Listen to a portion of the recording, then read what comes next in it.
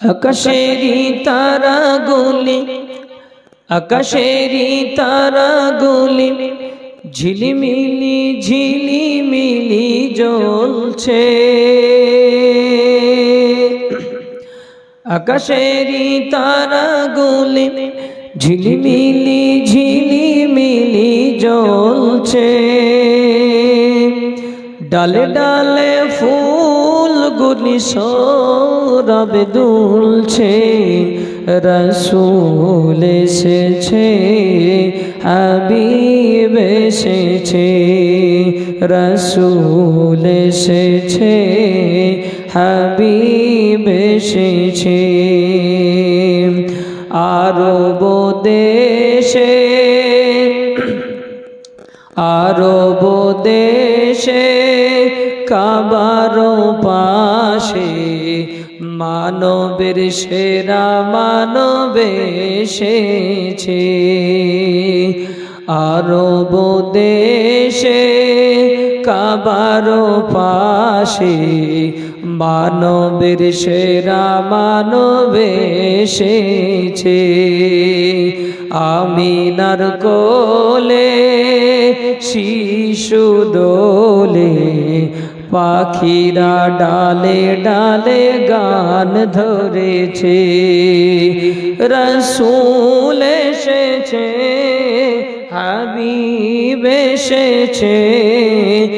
রসূল এসেছে, হাবিব এসেছে। আকাশেরি তারাগুলি ঝিলিমিলি ঝিলিমিলি জ্বলছে। ডালে ডালে ফুলগুলি সৌরভে দুলছে।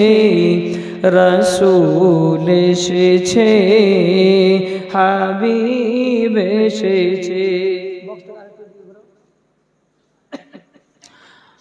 ধন্য ধন্য হয়েছে ধন্য নবীকে যে ভালোবেসেছে। ধন্য ধন্য হয়েছে ধন্য নবীকে যে ভালোবেসেছে। হারাম হারাম দোজখ হারাম, জান্নাতে তারা নাম লিখেছে। রসূল এসেছে, হাবিব এসেছে। রসূল এসেছে। আকাশেরি তারাগুলি ঝিলিমিলি ঝিলিমিলি জ্বলছে। ডালে ডালে ফুলগুলি সৌরভে দুলছে। রসূল এসেছে, হাবিব এসেছে। মুহতারাম চন্দ্রহাট, হাড়িভাঙা এবং পার্শ্ববর্তী এলাকা থেকে আগত শ্রোতা মণ্ডলী, এই পবিত্র রমজান মাসটাকে নিয়ে আমরা যেভাবে ইবাদত বন্দেগী করে থাকি, যেভাবে আমরা আল্লাহকে স্মরণ করে থাকি, যতটা পরিমাণ আল্লাহর সাথে মহব্বত তৈরি করি, ভালোবাসা তৈরি করি, যে পরিমাণে আমরা রমজান মাসকে সামনে রেখে বিভিন্ন ধরনের ইবাদতগুলো আমরা করে থাকি, সব কিছু আমরা রমজান মাসে মেনটেন করতে পারি। এতগুলো কষ্ট আমরা সহ্য করতে পারি। রমজান মাসে আমরা কতই না বোকা। রমজান মাস আসলে আমরা নামাজ পড়ি, রমজান মাস আসলে আমরা তারাবি পড়ি, রমজান মাস আসলে আমরা সারাদিন শুকিয়ে থেকে রোজা রাখি। তারপরেও সমস্ত জিনিসটা আমরা total month, entire the month, আমরা প্রত্যেকটা জিনিস উই মেনটেন, আমরা প্রত্যেকটা জিনিসকে বজায় রাখি। একদম নামাজ, রোজা রাখা, তারাবি, 5 ওয়াক্ত, ফজর, আল্লাহু আকবার কাবীরা। এতগুলো জিনিসকে আমরা গোটা গ্রামের মানুষ, শুধু এলাকার না, এখান থেকে শুরু করে যতগুলো মানুষ আমাদের এই দেখতে পাচ্ছেন গোটা পশ্চিম বাংলায়, বাংলাদেশ, ভারত, পাকিস্তান এবং অন্যান্য দেশেও। তবে অন্যান্য দেশে তাদের সারা বছর ইবাদতের একটা প্রবণতা রয়েছে। আমাদের মধ্যে রমজান মাসের মেহনত করার প্রবণতা বাংলাদেশ, পাকিস্তান আর ভারতবর্ষে খুব বেশি। রমজান মাসে ইবাদত করার প্রবণতা বিশাল চাহিদা।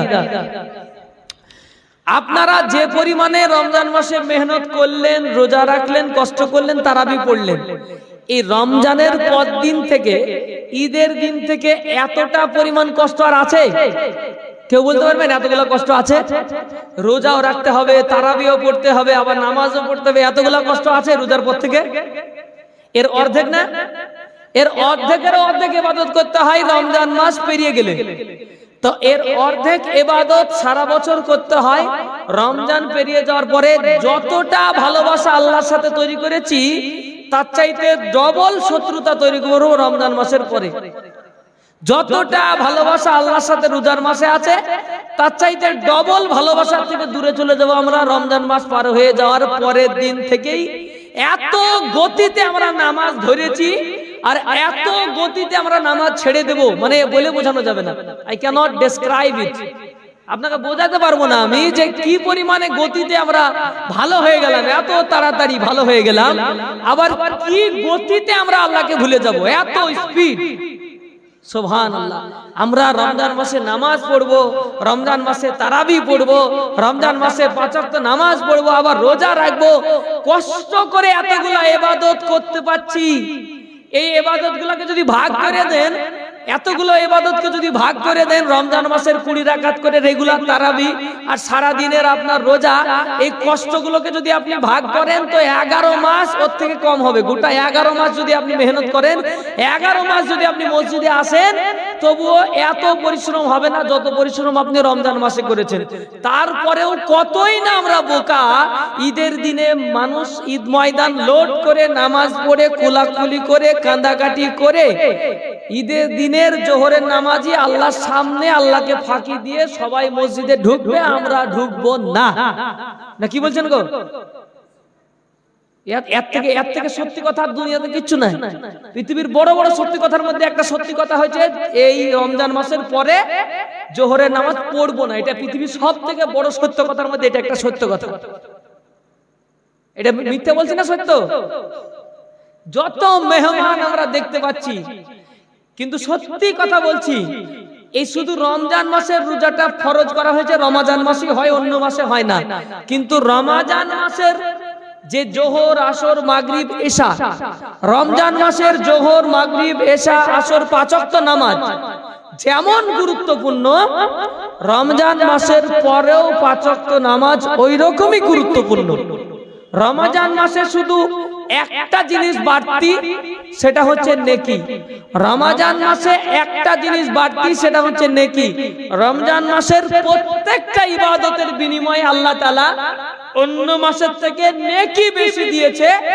কিন্তু রমজান মাসের ইবাদত করে জান্নাত পাওয়া যাবে, পৃথিবীতে বড় বড় মিথ্যা কথার মধ্যে এটা একটা মিথ্যা কথা। রমজান মাসে ইবাদত করে 25-এর রাতে জেগে, 27-এর রাতে জেগে, 29-এর রাত জেগে লাইলাতুল কদরের নামাজ পড়ে আল্লাহকে খুশি করে ক্ষমা করে নিয়ে জীবনের যত গুনাহ আছে সব মাফ করে নেওয়ার পরেও রমজান মাসের পরে যারা নামাজ ছেড়ে দেবে, তাদেরকে যদি কোনো মৌলবি বলে জান্নাতে যাবে, তাহলে পৃথিবীর সব থেকে বড় বড় মিথ্যা কথার মধ্যে এটা একটা মিথ্যা কথা। বুঝতে পারলেন না? তোমার কিসের তারাবি, কিসের রমজান আর কিসের ইতিকাফ, প্রত্যেকটা নেকি আপনার আমলনামায় দেয়া থাকবে, আপনার জীবনের একটা গুনাহ নাই। তারপরেও রমজান মাসের পরে যারা যত তাড়াতাড়ি নামাজ ছেড়ে দিতে পারবেন, যত তাড়াতাড়ি ইবাদত করা ছেড়ে দিতে পারবেন, তত তাড়াতাড়ি জাহান্নামের অধিবাসী কুটুম মেহমান হয়ে যাবেন।